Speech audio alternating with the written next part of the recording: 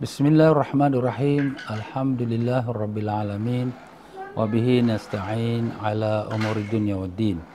Allahumma salli wa sallim wa barik ala habibir rahman wa sayyidil akwan al-hadir ma'aman salla alaihi fi kulli zaman wa makan wa ala alihi wa sahbihi wa tabi'ihim bi ihsan. Rabbi shrah li sadri wa yassir li amri wa halul 'uqdatam min lisani yafqahu qawli. Subhanaka la ilma lana illa ma 'allamtana innaka antal alimul hakim wa la hawla wa la quwwata illa billahil aliyyil azim. Ilahana anta maqsudana wa ridaka matlubana a'tina mahabbataka ma'rifatak wa sallallahu ala sayyidina Muhammad wa ala alihi wa sahbihi wasallam. Alhamdulillah rabbil alamin. Muslimin dan muslimat rahimakumullah. Assalamualaikum warahmatullahi wabarakatuh. Alhamdulillah rabbil alamin. Syukur pada Allah Ta'ala, dengan limpah kurnia taufik hidayatnya telah diperkenankan kita untuk bersama-sama dalam mengikuti syarahan yang bertajuk peristiwa Isra' dan Mi'raj. Alhamdulillah muslim-muslim rahimakumullah. Malam ini ialah malam 27 Rejab yang merupakan berlakunya peristiwa malam Isra' Mi'raj. Saya mengucapkan syabas kepada pihak Lembaga Pentadbir Masjid Al-Khair dengan juga unit dakwahnya yang diketuai oleh MRO-nya Ustaz Syafi'i yang telah berjaya untuk menjayakan dan mengadakan majlis pada malam ini dengan tajuk peristiwa Isra' dan Mi'raj. Ya, tuan-tuan dan puan-puan rahimakumullah, semua apa khabar? Alhamdulillah, mudah-mudahan Allah panjangkan umur dalam sihat walafiat, disembuhkan semua penyakit, dikabulkan sekalian hajat, ditanamkan iman dan taqwa, dibukakan pintu ma'rifat, dimatikan semua dalam iman, dalam Islam, dalam husnul khatimah, dan ditemukan kita semua dengan Rasulullah sallallahu alaihi wasallam. Allahumma amin ya rabbal alamin. Ya, para jemaah yang dimuliakan Allah, Rasulullah sallallahu alaihi wasallam ialah seorang nabi kekasih Allah, dan baginda telah mengalami banyak peristiwa-peristiwa pahit di dalam menyampaikan dakwah Islam kepada umat manusia.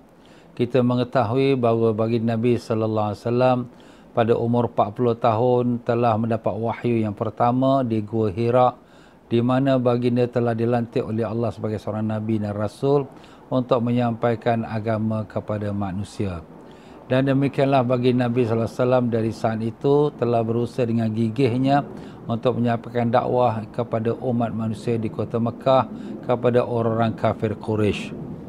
Namun demikian, perjuangan bagi Nabi sallallahu alaihi wasallam mendapat tentangan yang hebat daripada kaumnya, sehingga kebanyakan daripada orang Islam yang lemah, yang dhaif, mereka telah dianiayai dan dizalimi oleh orang-orang kafir Quraisy.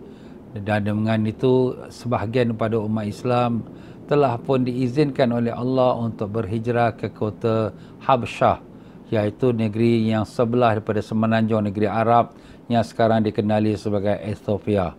Ya, muslim-muslim rahimakumullah, Rasulullah sallallahu alaihi wasallam terus menjalankan dakwah di kota Mekah dan disokong oleh isterinya yang bernama Sayyidatina Khadijah radhiyallahu anha, seorang wanita yang kaya tetapi telah mengorbankan segala hartanya untuk dakwah bagi Nabi kita sallallahu alaihi wasallam.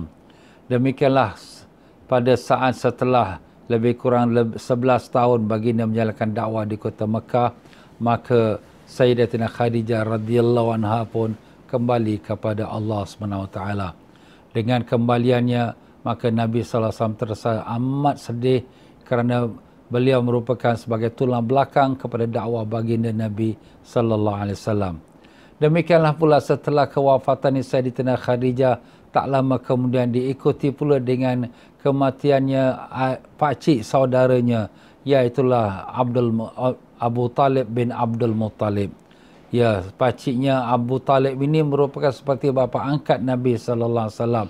Seperti mana kita mengetahui bahawa baginda dijaga oleh pakciknya Abu Talib setelah kewafatan ibunya dan datuknya, dan dengan itu Nabi membesar dalam rumahnya Abu Talib. Dan demikianlah dengan Abu Talib sebagai pakcik Nabi SAW, maka orang Quraisy tidak berani untuk melakukan sesuatu keburukan pada Nabi SAW kerana mereka menghormati Abu Talib. Abu Talib adalah salah seorang pemuka daripada orang kabilah Quraisy di kota Makkah Al-Mukarramah. Tetapi dengan kewafatannya Abu Talib, maka ini menduka citakan Nabi SAW, bertambah duka cita setelah kewafatan Sayyidatina Khadijah. Maka orang-orang Quraisy pada selepas kewafatan Abu Talib, maka mereka merasa bebas untuk melakukan apa saja penganiayaan atau kezaliman ke atas diri Nabi kita Rasulullah sallallahu alaihi wasallam. Maka dengan itu Nabi sallallahu alaihi wasallam memalingkan dakwahnya kepada satu kota yang lain yang dinama Taif. Taif kira-kira 65 km utara ataupun selatan Mekah. Ya, dia terletak di tempat pergunungan, dan dengan itu baginda berangkat pergi ke Taif dengan bekas hambanya, iaitu anak angkatnya, iaitu yang bernama Zaid bin Harith. Maka mereka berdua pergilah ke Taif untuk menyeru orang Taif supaya mudah-mudahan mereka boleh menjadi orang Islam dan pembela kepada agama Allah.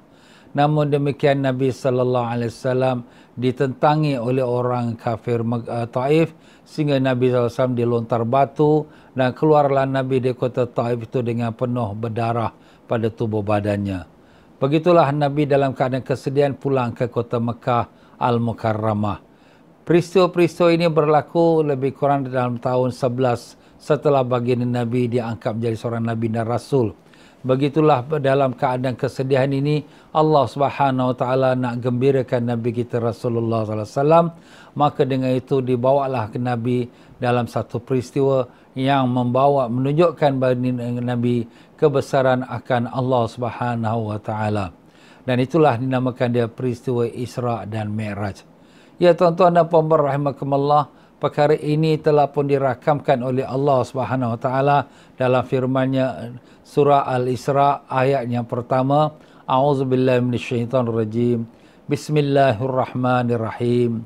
Subhanalladzi asra bi'abdihi lailan minal masjidil haram ilal masjidil aqsa alladzi barakna haulahu linuriyahu min ayatina innahu huwas sami'ul basir.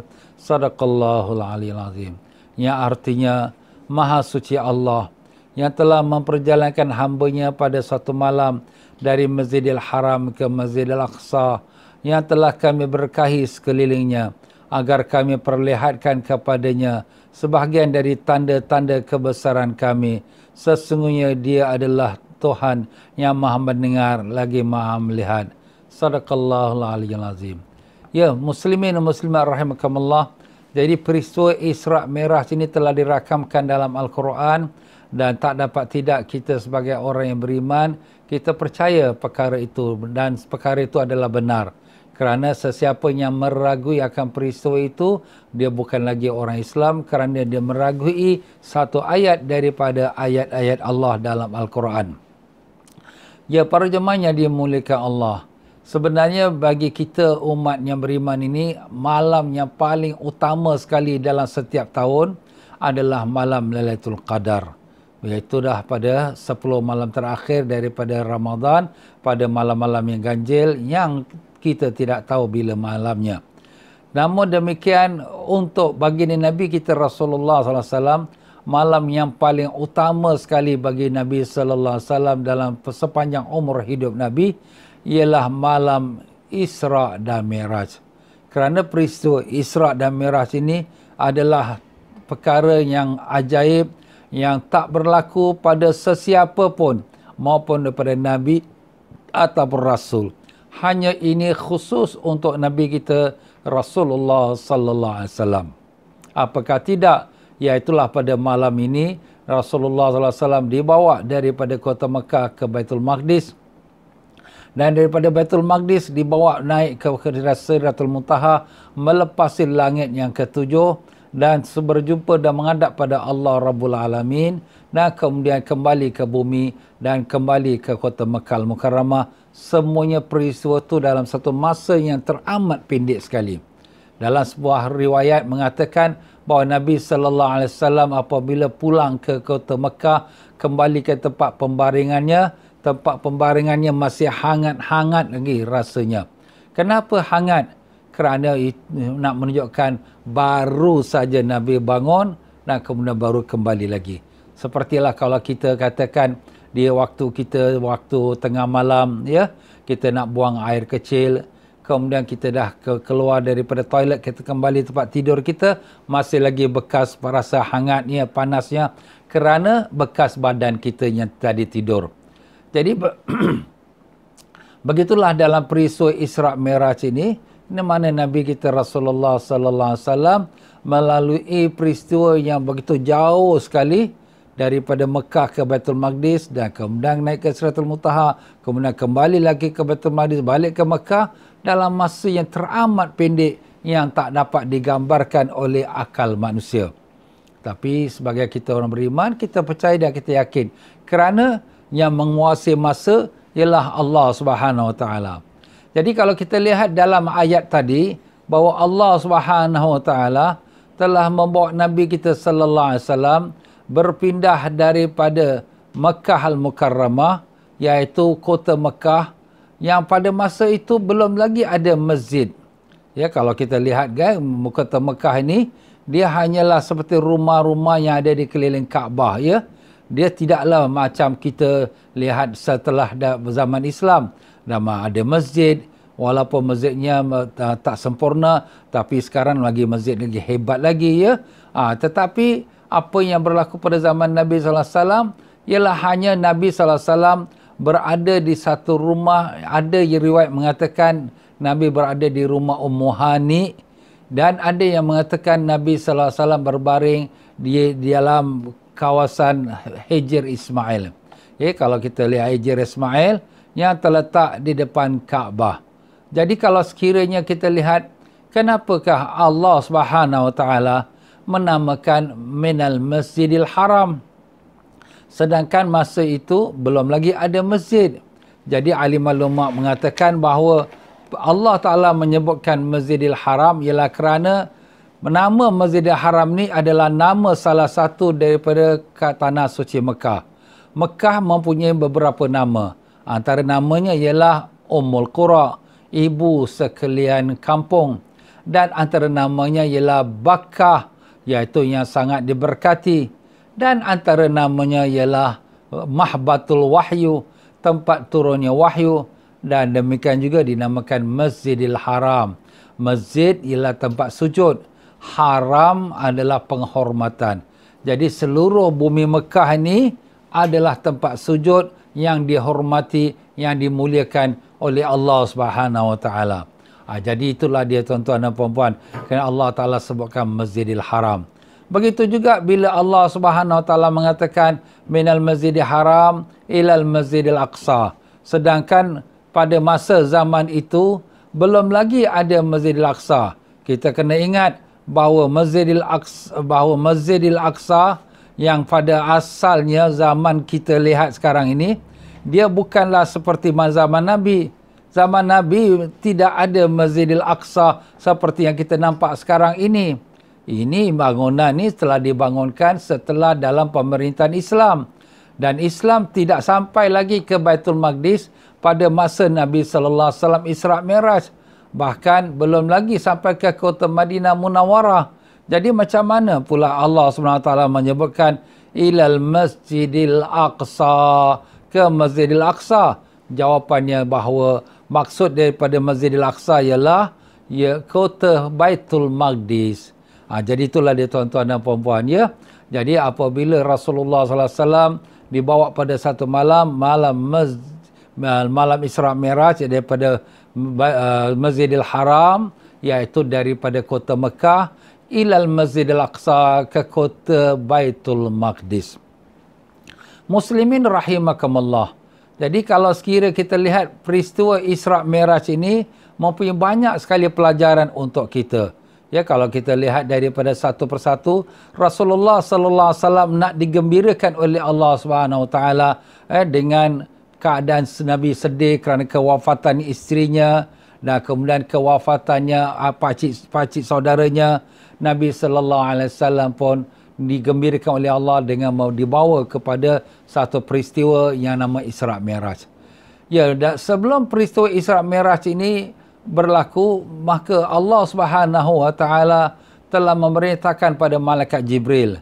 Malaikat Jibril telah diperintahkan untuk pergi berjumpa dengan Nabi kita sallallahu alaihi wasallam, dengan malaikat Mikail dan dengan seorang malaikat lagi untuk supaya dijemput Nabi sallallahu alaihi wasallam untuk peristiwa Isra' Mi'raj. Dan apabila Jibril datang membangunkan Nabi sallallahu alaihi wasallam daripada tempat tidurnya, maka dibawa Nabi sallallahu alaihi wasallam ke tempat tepi daripada perigi Zamzam. Dan di sanalah Nabi sallallahu alaihi wasallam dibelahkan dadanya dan kemudian dicucikan jantung hatinya, kemudian diisikan dengan beberapa perkara yang penting. Pembelahan dada Nabi kita sallallahu alaihi wasallam dan juga diisikan dengan sesuatu kebersihan jiwa rohani bukanlah berlaku sekali. Sebenarnya ia telah berlaku sebanyak 3 kali. Riwayat yang masyhur kita selalu dengar 2 kali, tetapi sebenarnya berlaku 3 kali. Kali yang pertama sekali Nabi sallallahu alaihi wasallam waktu umurnya ialah 4 tahun, ya. 4 tahun itu waktu Nabi sallallahu alaihi wasallam berada dalam jagaan Halimatus Sa'diyah, ibu susuan Nabi sallallahu alaihi wasallam. Dan kemudian di waktu setelah dibersihkan jantung hati Nabi pada umur 4 tahun, dan apabila berita itu sampai kepada Halimatus Sa'diyah, Halimah Sa'diyah pun merasa bimbang apakah yang akan berlaku pada anak susuannya, maka dikembalikan kepada ibunya Sayyidatina Aminah radhiyallahu anha. Dan demikianlah umur Nabi sallallahu alaihi wasallam apabila menjejak kepada umurnya remaja, maka Nabi sallallahu alaihi wasallam pada umur 18 tahun dilakukan lagi pembelahan dada dan mencucikan hati Nabi sallallahu alaihi wasallam lagi. Masya-Allah. Ini pembelahan dada umur 18 tahun ini jarang kita dengar, tapi begitulah telah dicatatkan oleh ahli-ahli sejarah. Dan yang kali ketiga ialah berlakunya sewaktu umur Nabi sallallahu alaihi wasallam 52 tahun sebelum berangkat untuk melakukan perjalanan Isra' dan Mi'raj. Jadi begitulah di tuan-tuan dan puan-puan, malaikat Jibril dengan Mikail dengan seorang malaikat telah diarahkan oleh Allah untuk bawa Nabi pergi Zamzam, dibelahkan dada Nabi sallallahu alaihi wasallam, tak ada pakai pisau, tak ada pakai gunting, hanya dengan jarinya malaikat Jibril dibelah dada Nabi sallallahu alaihi wasallam dan dikeluarkan isi jantung hati Nabi sallallahu alaihi wasallam dan dicucikan dengan air Zamzam, dibuangkan sekalian kita katakan kotoran-kotoran yang jika ada daripada bisikan-bisikan dan juga gangguan syaitan, dan dicucikan. Kemudian diminta malaikat Mikail bawa satu kita katakan satu mangkuk diisikan dengan iman dan juga dengan Islam, dan kemudian dituangkan dalam dada Nabi kita sallallahu alaihi wasallam. Dan demikian pula diminta pula lagi satu mangkuk emas diisikan dengan sesuatu yang lagi istimewa lagi dan dituangkan ke dalam hati Nabi sallallahu alaihi wasallam.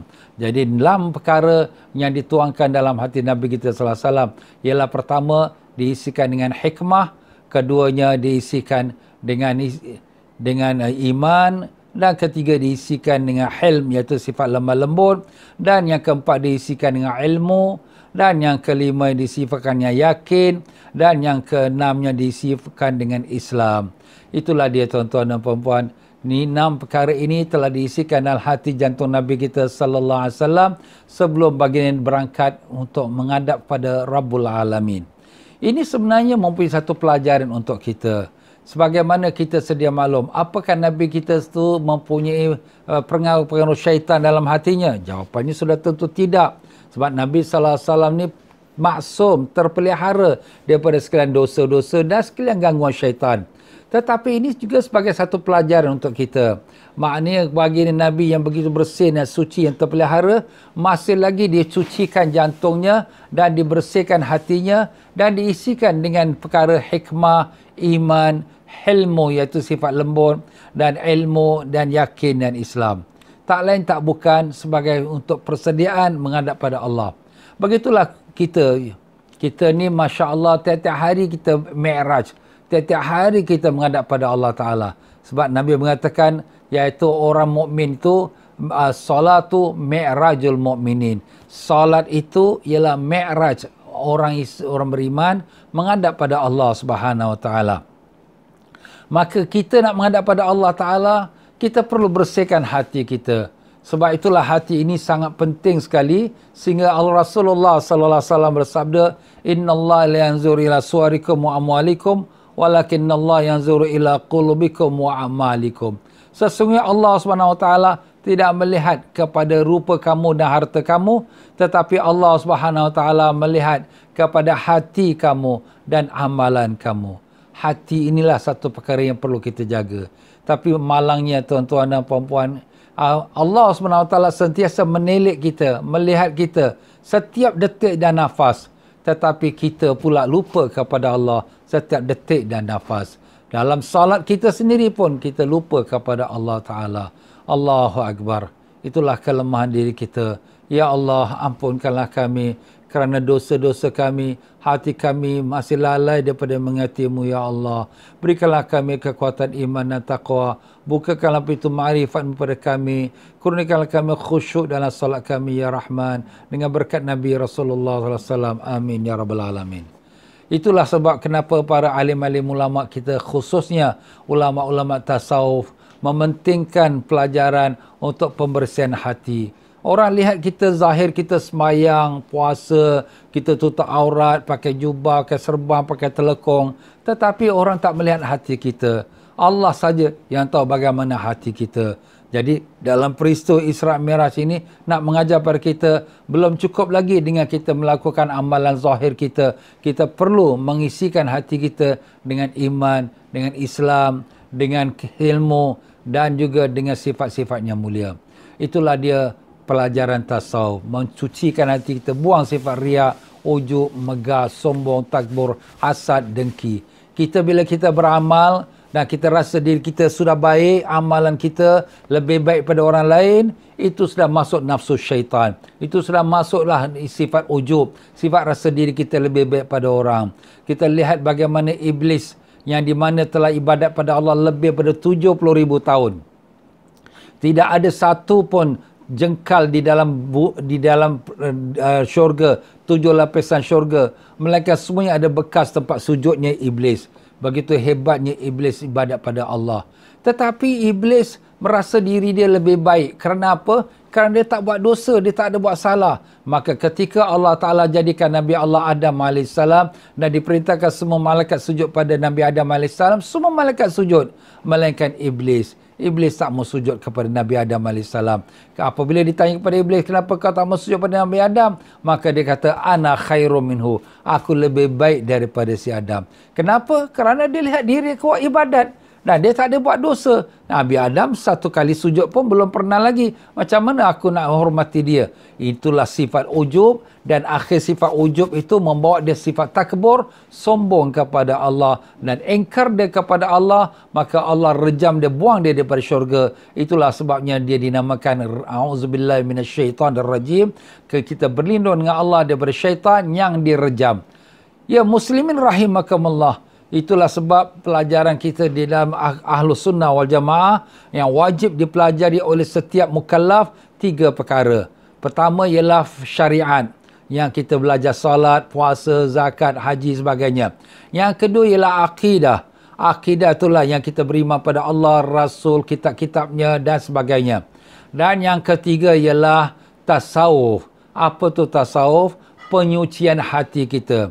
Ada orang rasa tasawuf itu tak perlu, itu bid'ah, itu tidak ada dalam ajaran Islam.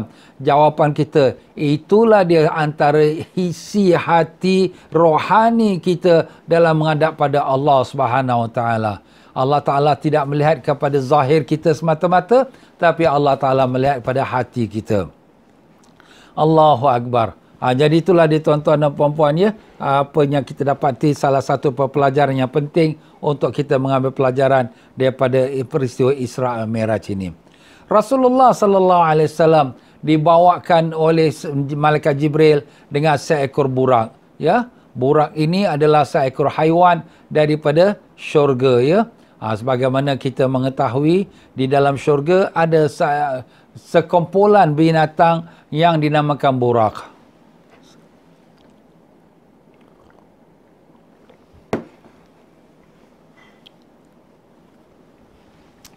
Sekumpulan binatang ini yang dinamakan burak ini, dia adalah binatang atau haiwan yang mempunyai dua sayap. Ya, sebagaimana kita dapat gambarkan bahawa dia adalah kuda, tapi kuda mempunyai dua sayap. Dan sebagaimana kita lihat bahawa Malaikat Jibril AS bila masuk ke syurga untuk mengambil burak. Jadi burak ini sekumpulan haiwan-haiwan seperti kita kata kuda-kuda. Sekumpulan haiwan-haiwan seperti kita kata lembu-lembu. Jadi begitulah Malaikat Jibril masuk ke dalam syurga untuk mengambil satu ekor daripada burak. Jadi semua burak-burak pun menonjolkan kepalanya, ambillah aku. Tetapi Jibril mengambil satu burak yang tunduk kepalanya kerana dia merasakan diri dia tak layak untuk menjadi tunggangan seorang Nabi Allah. Itulah burak yang dipilih oleh Malaikat Jibril. Itulah dia tuan-tuan ya.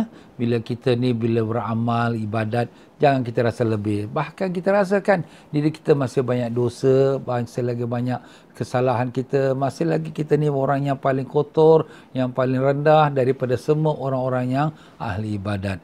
Begitulah perasaan seekor burak ini merasa diri rendah. Dan dia dipilih oleh Malaikat Jibril. Malaikat Jibril AS bawalah burak ini setelah dicuci dada Nabi SAW. Ya, jadi dada Nabi SAW setelah dicuci dan diisikan dengan iman, dengan Islam, dengan yakin, maka Malaikat Jibril AS tutup balik dada Nabi SAW. Tak ada pakai jahitan, tak ada pakai kita katakan benang atau sebagainya. Dan begitulah Rasulullah SAW setelah dijahitkan dadanya kembali seperti biasa. Jadi kalau kita nak rasakan bangga kepada kepandaian, kecanggihan saintis-saintis zaman moden dengan ada open heart surgery, sebenarnya perkara open heart surgery ini sudah pun berlaku pada diri Nabi kita SAW 1400 tahun yang dahulu. Jadi kalau kita katakan itulah sejarah manusia pembedahan dada dan dikeluarkan jantung hati oleh peristiwanya malam Isra dan Mi'raj atas junjungan besar Nabi kita Rasulullah sallallahu alaihi wasallam. Ya tuan-tuan dan puan-puan rahimakumullah, kemudian didatangkan burak. Apabila burak ni datang, Nabi sallallahu alaihi wasallam pun diperintah oleh Malaikat Jibril, ya Muhammad, naiklah atas burak ni. Tapi bila Nabi nak naik atas burak ni macam merenggangkan diri, tak mau ditunggang.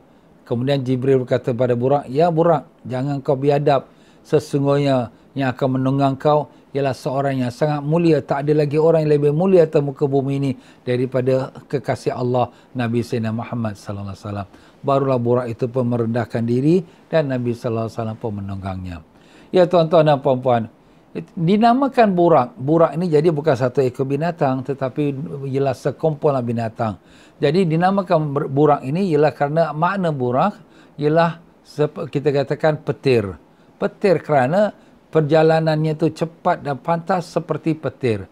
Kalau kita katakan F-16 dua kali ganda cepatnya daripada lightning, daripada lampu, ya, maka burak ini lebih cepat lagi kerana satu kali langkah burak ini sejauh mata kita memandang. Maknanya kalau mata kita boleh memandang sejauh 5 km, 10 km, maka sekali langkah dalam 1 second dia sudah sampai 5 atau 10 km. Subhanallah. Itulah dia kelebihan yang Allah jadikan pada burak. Ya, begitu cepat sekali.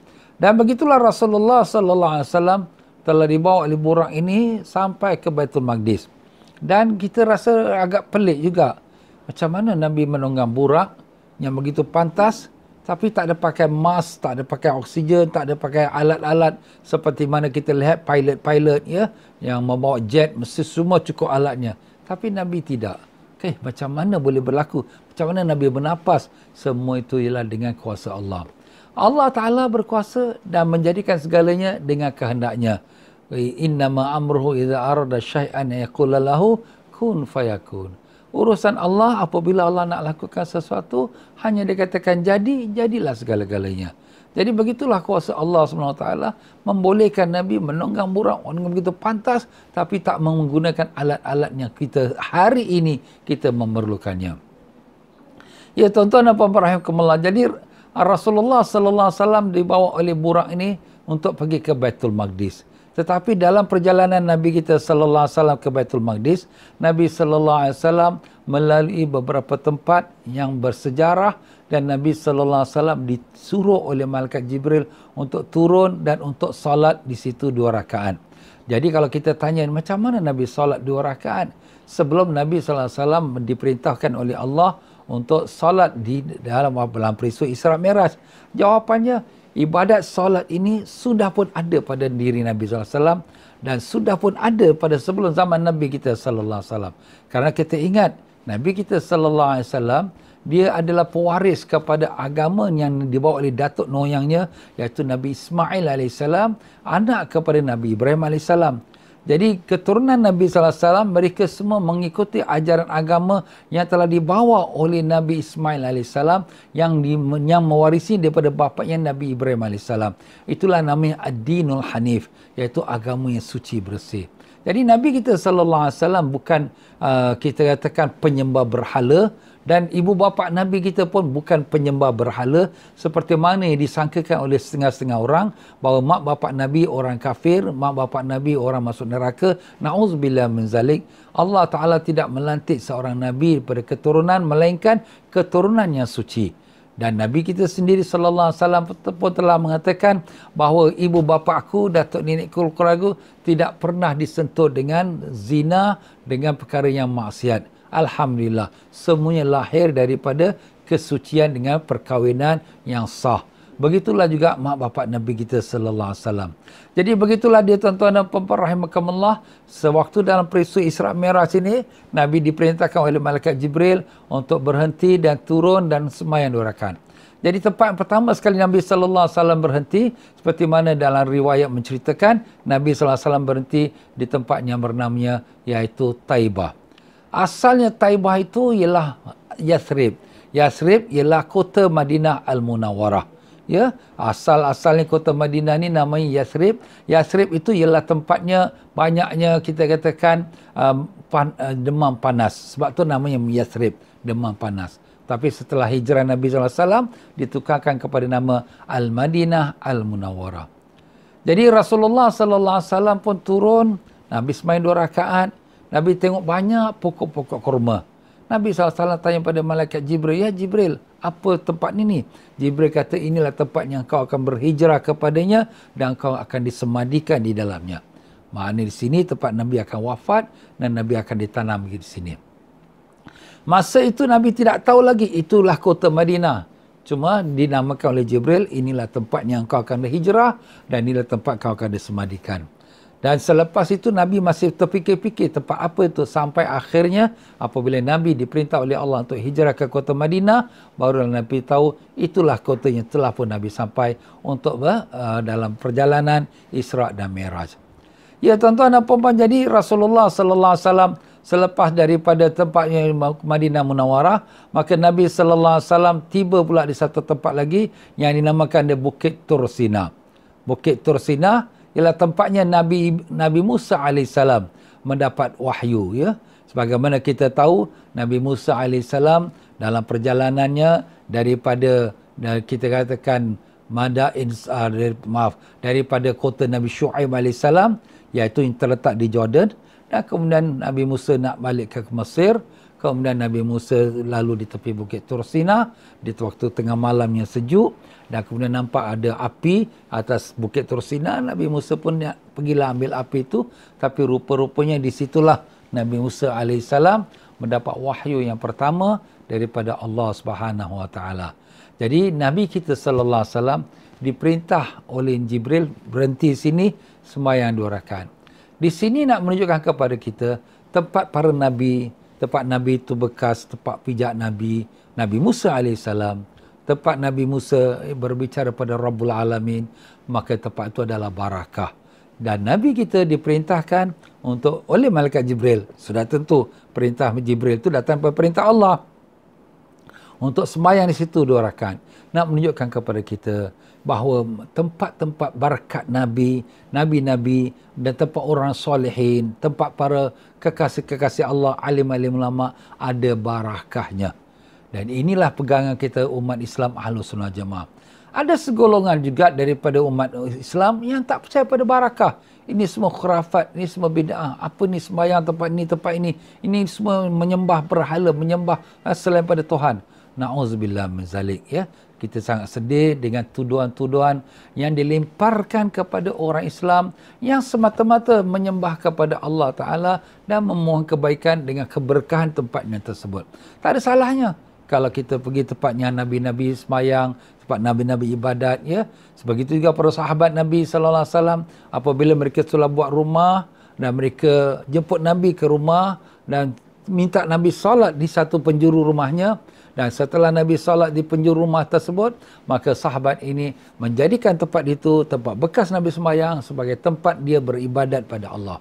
Jadi kita bila pergi ke Madinah Munawwarah, kita nak solat di tempat mihrab, tempat Nabi solat jadi imam, nak sembahyang ke tempat Nabi SAW berdoa, tak ada salahnya. Bahkan itu adalah sunnah amalan para sahabat. Dan Nabi kita sendiri pun mengamalkan, melakukan solat di tempatnya Nabi Musa AS mendapat wahyu yang pertama dari Allah Ta'ala. Subhanallah tuan-tuan, ya. Banyak pelajaran yang kita dapat korek daripada peristiwa Isra' Mi'raj ini. Dan begitulah Nabi kita sallallahu alaihi wasallam selepas main 2 rakaat, Nabi bertanya kepada Jibril, "Ya Jibril, tempat apa ini?" Maka Jibril mengatakan, "Inilah dia Bukit Tursina, inilah dia tempatnya Nabi Musa alaihissalam mendapat wahyu yang pertama." Ya, demikianlah Rasulullah sallallahu alaihi wasallam meneruskan perjalanannya dan Nabi sallallahu alaihi wasallam pun sampailah kepada tempat yang kita namakan dia Hebron, ya. Hebron adalah merupakan tempat Nabi Allah Ibrahim alaihissalam, ya. Nabi Allah Ibrahim alaihissalam telah dikebumikan di kota Hebron, atau dalam bahasa Arabnya Khalil, ya. Khalil itu makna kekasih. Jadi kalau sekiranya kita lihat di Hebron ini ada satu bangunan besar, ya. Bangunan besar ini dalamnya ada 7 makam Nabi, ya. Kalau kita lihat 7 makam Nabi ini memang dia tak nampak sebab dia dalam gua. Sebenarnya Masjid Nabi Allah Ibrahim AS yang kita lihat dalam gambar ini, dia telah dibina oleh Nabi Allah Sulaiman AS. Nabi Allah Sulaiman AS sudah diutus oleh Allah sebelum lahirnya Nabi Isa AS. Sebab kita kena faham, Nabi Ibrahim AS, ya, mendapatkan anak bernama Nabi Ishaq. Nabi Ishaq dapat anak nama Nabi Yaqub. Nabi Yaqub dapat anak Nabi Yusuf, dan seterusnya anak Nabi Yaqub tu keturunan Bani Israel, dan antaranya Nabi Daud alaihissalam, dan kemudian antaranya Nabi Sulaiman alaihissalam. Jadi di zaman Nabi Sulaiman alaihissalam, Nabi Sulaiman alaihissalam memerintah Baitul Maqdis pada tahun 940 sebelum kelahiran Nabi Isa alaihissalam. Lama, dekat 1000 tahun sebelum lahir Nabi Isa alaihissalam. Pada zaman Nabi Sulaiman alaihissalam, di mana beliau memerintah di kota, berpusat di kota Baitul Maqdis, maka Nabi Sulaiman alaihissalam telah diperintah oleh Allah untuk membangunkan masjid yang sekarang kita lihat, ialah masjid yang dinamakan dia Masjid Nabi Allah Ibrahim alaihissalam. Jadi Masjid Nabi Allah Ibrahim alaihissalam ni tinggi, ya. Kenapa dia tinggi? Kerana dia berdiri di atas gua. Dan Nabi Ibrahim alaihissalam, sewaktu Nabi Ibrahim alaihissalam isterinya Sarah meninggal dunia, Nabi Ibrahim alaihissalam nak mengkebumikan isteri yang dikasihi itu di satu tempat yang baik, yang istimewa, ya. Jadi dengan itu Nabi Ibrahim alaihissalam mencari tempat dan jumpa satu tempat, iaitu gua. Satu gua yang besar, ya, yang di mana panjangnya 50 meter, lebarnya 30 meter, tingginya 15 meter. Wow, besarnya. Itulah sebesar mana masjid yang kita nampak sekarang ini. Masjid ini tinggi, tapi tinggi sebenarnya 15 meter tinggi ini ialah gua. Ini gua. Panjangnya tu 50 meter panjangnya. Dan lebarnya dalam masjid tu ialah 30 meter lebarnya. Ini belum lagi lebar, ada lagi sampai ke ujung lagi, ya. Jadi itulah dia Masjid Nabi Allah Ibrahim AS. Jadi yang pertama yang membangunkan masjid ini ialah Nabi Sulaiman AS. Dan Nabi Ibrahim AS, dia telah mengkebumikan isterinya di dalam gua tersebut. Dan kemudian apabila Nabi Ibrahim AS wafat, dikebumikan juga dalam gua tersebut. Nabi Ibrahim AS dikurniakan Allah anak bernama Ishaq. Nabi Ishaq pun bila dia kahwin dengan Rifqah, isteri nama Rifqah, dan isteri yang meninggal, dikebumikan di dalam gua tersebut. Dan apabila Nabi Ishak pula meninggal, Nabi Ishak pun dikebumikan dalam gua tersebut. Nabi Ishak dikurniakan anak bernama Nabi Yaqub. Nabi Yaqub alaihissalam, beliau ini seorang Nabi yang hidup di 3 keturunan. Diri dia dan bapaknya, keturunan bapaknya iaitu Nabi Ishak dan datuknya Nabi Ibrahim. Jadi datuk, anak dan cucu duduk dalam satu masa.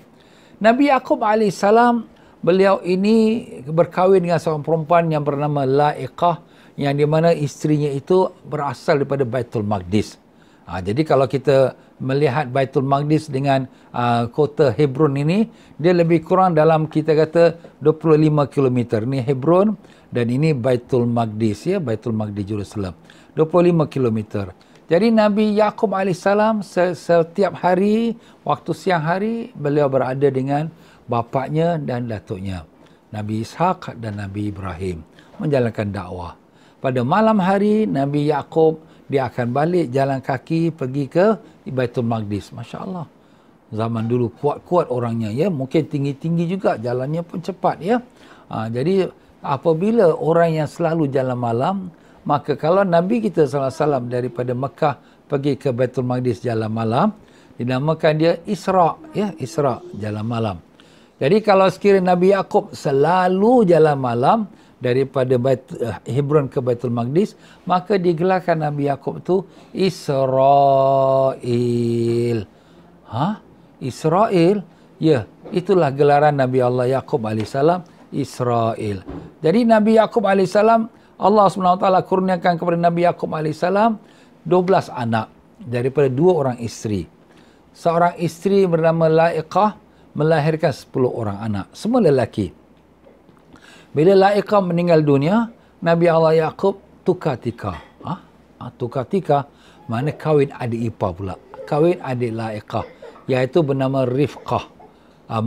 Yang bernama Rahil. Rahil, isterinya kedua Nabi Yaqub, melahirkan 2 orang anak yang bernama Yusuf dan Benjamin. Itulah Nabi Allah Yusuf alaihissalam. Jadi semua sekali anak yang Nabi Yaqub ada 12 orang anak lelaki. Jadi Nabi Yaqub yang digelarkan Israel, anak-anaknya dalam bahasa Arab kalau anak lelaki namanya banin. Banin iaitu anak-anak lelaki. Jadi kalau sekiranya anak lelaki kepada Nabi Yaqub, digelarkan dia ya Bani Israel, wahai anak-anak lelaki Israel. Oh, itu namanya. Jadi nampak tuan-tuan, jangan kita maki hamun Israel ni celaka lah. Jangan. Kamu mencelakakan Nabi Yaqub alaihissalam. Habis ustaz ni Yahudi ni cakap Yahudi sudahlah, jangan kau cakapnya Israel. Macam tu tuan-tuan. Dan Nabi Yaqub alaihissalam mempunyai anak bernama Nabi Yusuf alaihissalam. Nabi Yusuf alaihissalam dia dibawa, dia membesar dan dia menjadi menteri di Mesir.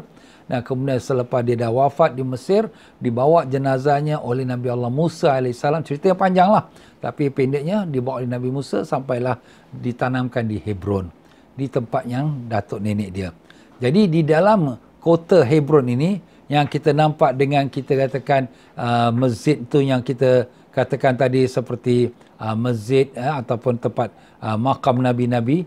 Dalam bangunan ini dia ada kita katakan 7 makam. 7 makam tu siapa 7 makam tu? Iaitulah makam Nabi Allah Ibrahim alaihissalam dengan isterinya Sarah. Makam Nabi Ishaq alaihissalam dengan isterinya Rifqah. Makamnya Nabi Yaqub alaihissalam dengan isterinya La'iqah dan makam Nabi Allah Yusuf alaihissalam. Jadi semua sekali 7 makam, 4 Nabi dengan 3 isteri. Ya tuan-tuan dan puan-puan, jadi Nabi kita Rasulullah SAW sampailah di tempat ini dan Nabi SAW diperintahkan oleh Malaikat Jibril suruh turun dan sembahyang 2 rakaat. Nabi pun sembahyang 2 rakaat. Nabi tanya kepada Jibril, Jibril, tempat apa ini? Jibril kata, inilah tempatnya datuk engkau Nabi Ibrahim AS. Sebab Nabi kita, dia keturunan Nabi Ismail. Nabi Ismail anak pada Nabi Ibrahim. Nabi Ibrahim ada 2 isteri. Satu nama Sarah, ibu pada Nabi Ishaq. Satu lagi nama Siti Hajar. yang ibu kepada Nabi Ismail. Dan Nabi Ismail keturunannya adalah keturunan Arab, iaitulah keturunan Nabi kita Rasulullah SAW. Jadi keturunan Nabi Ishaq, iaitu kepada Nabi Yaqub, ialah keturunan kaum Yahudi. Jadi Yahudi dengan Arab sebenarnya satu keturunan daripada Nabi Ibrahim. Yahudi daripada keturunan Nabi Yaqub, Nabi Ishaq. Dan Nabi kita sallallahu alaihi wasallam keturunan Arab daripada Nabi Ismail. Kedua-dua mereka ni, Ishaq dengan Nabi Ismail adalah adik-beradik satu bapa lain mak. Jadi anak-anaknya sepupu. Jadi Yahudi dengan Arab ni sepupu. Tapi sepupu yang tak ngam. Asyik gaduh saja. Apa nak buat, dah takdir Allah. Jadi itulah dia tuan-tuan dan puan-puan rahimakumullah. Jadi Nabi disuruh salat di situ 2 rakaat. Dan Nabi tanya tempat apa? Nabi Jibril kata inilah tempat datuk kau Nabi Ibrahim AS. Jadi di sini juga satu pelajaran.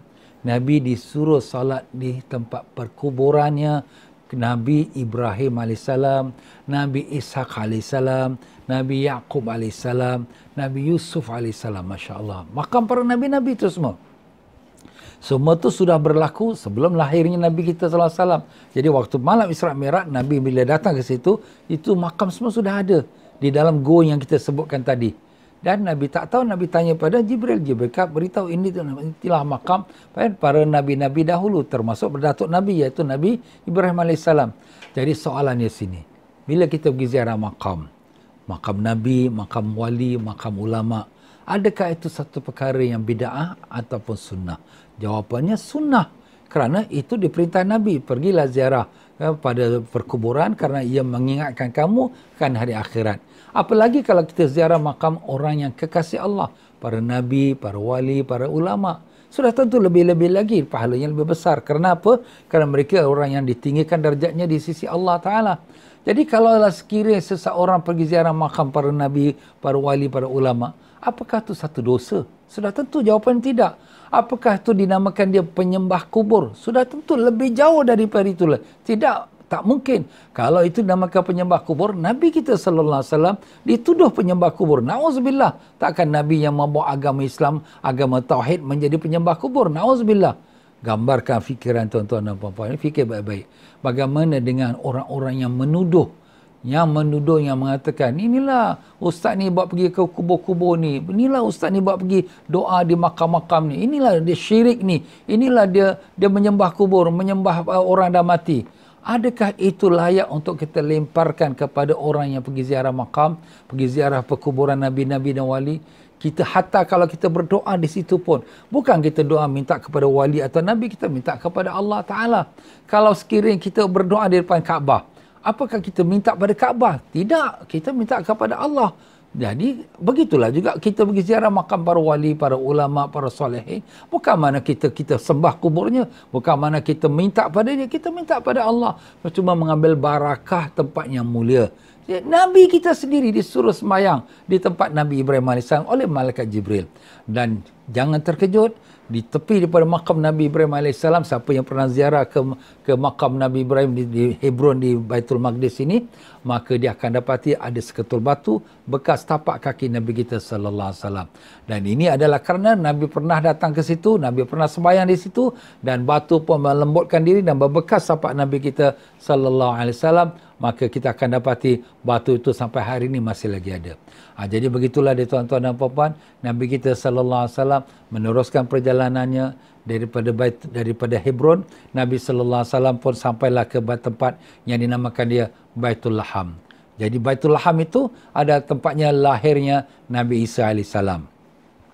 Jadi Nabi Isa AS dikatakan dilahirkan di Baitul Laham dan tidak tahu tempat secara exactly di mana tempat lahirnya. Cuma orang-orang kita katakan orang-orang Nasrani sebagaimana yang diumumkan oleh Queen of Victoria pada tahun 317 lepas zaman Nabi Isa AS, mengatakan dia berada dalam satu gereja yang sekarang ini masyhur dengan kita katakan gereja tempat lahir Nabi Isa AS, ya. Tetapi bagi kita orang Islam, kita tak tahulah hakikat sebenarnya di mana. Dan Nabi pun disuruh salat sana 2 rakaat. Kita lihat bagaimana Allah Ta'ala sebelum membawa Nabi sampai ke Baitul Maqdis untuk naik ke Sidratul Muntaha, Allah suruh ziarah tempat-tempat sejarah ni. Ziarah sambil mengambil barakah tempat Nabi Musa alaihissalam, tempatnya Nabi Ibrahim alaihissalam, tempatnya Nabi Isa alaihissalam, nabi-nabi yang terdahulu. Sebab Nabi kita ialah khataman nabiin, penutup sekalian nabi-nabi. Kemudian setelah sembahyang di situ 2 rakaat, Nabi pun tanya, tempat apa ini ya Jibril? Jibril kata, inilah tempat lahirnya Nabi Isa alaihissalam. Kemudian Nabi SAW pun teruskanlah perjalanannya, sampailah bagi Nabi SAW di kota Baitul Maqdis. Di kota Baitul Maqdis tempat Nabi kita SAW sampai, dia bukanlah seperti mana kita lihat hari ini dengan kemajuan kemodernannya yang kita nampak bangunan-bangunan besar. Tak ada ya. Ia adalah seperti bangunan yang kita katakan bangunan lama ya, yang kita kata tidak ada kemodernannya sama sekali. Tetapi jangan kita lupa bahawa ada tempat-tempat yang sudah Allah Ta'ala siapkan untuk Nabi kita sallallahu alaihi wasallam. Ya, Nabi sallallahu alaihi wasallam telah sampai di satu tempat yang di mana Nabi sallallahu alaihi wasallam diperintahkan oleh Allah Subhanahu Wa Taala untuk ikatkan buraknya, dan di situlah Nabi sallallahu alaihi wasallam pun ikatkan buraknya, dan kemudian Nabi sallallahu alaihi wasallam pun ya malah naik untuk melakukan solat di tempat yang dia bertemukan semua para nabi-nabi dan rasul ya. Tempat yang Nabi sallallahu alaihi wasallam diikatkan buraknya dinamakan dia Masjid Burak ya. Masjid Burak ini sebenarnya dia adalah sebuah, asalnya dia hanyalah bukit saja ya. Dia bukanlah nampaknya masjid ya. Sebab masa itu memang tak ada bangunan masjid pun ya. Sebagaimana kita tahu Nabi kita sallallahu alaihi wasallam sewaktu sampai ke Baitul Maqdis ya.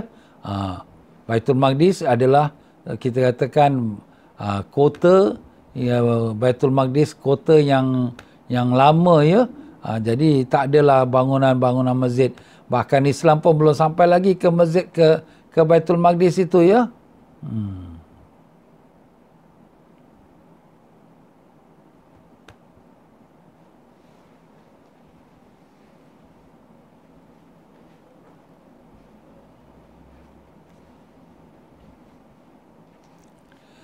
Jadi begitulah di tuan-tuan dan puan-puan rahimakumullah.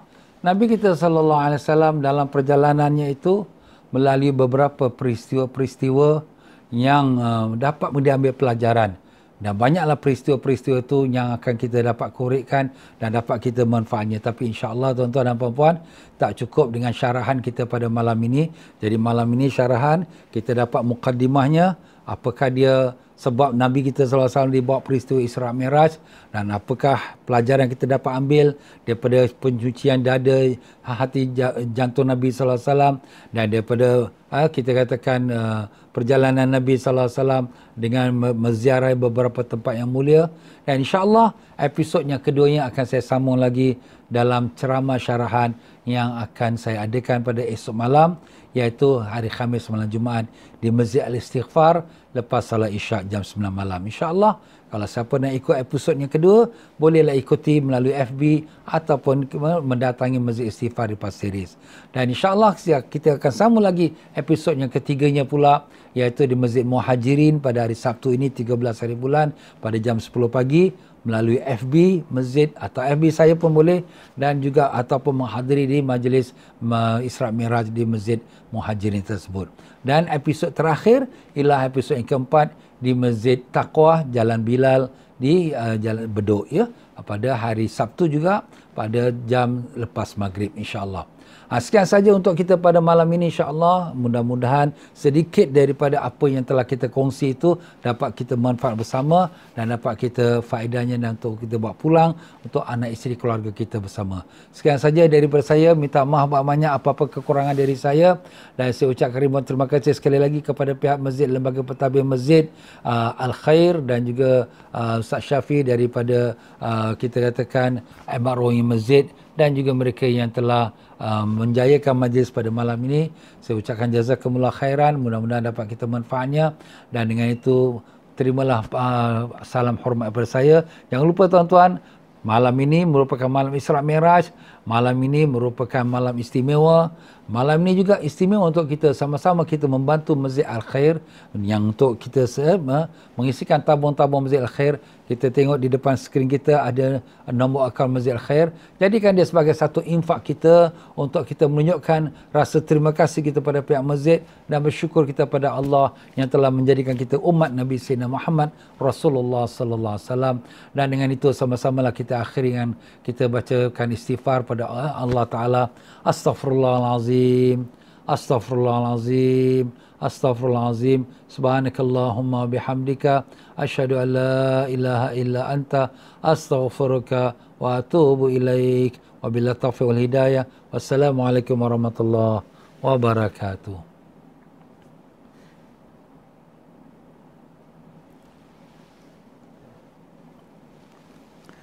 Yang dia buka tu Bluetooth lah. Dia macam ganggu lah. Dia cakap dia ulang. Yang dia cakap dia ulang. Jadi ganggu lah. Yang dia nak concentrate susah. Bagus tu bagus. Tapi dia lambat lambat sikit. Lambat 1 second 2 second. Tapi dia ganggu lah.